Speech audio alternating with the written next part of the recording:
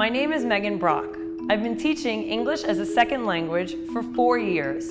Learning English isn't fast, nor is it easy, but I'm going to help you get started. Are you ready? Let's learn English.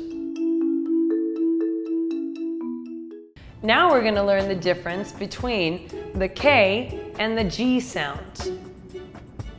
The K uses no vocal cords, and the G does. So let's practice. K, k, k. Cookie, cake, car, rack.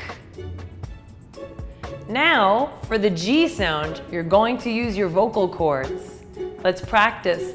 Ga, ga, ga. Gone. Hug. Go.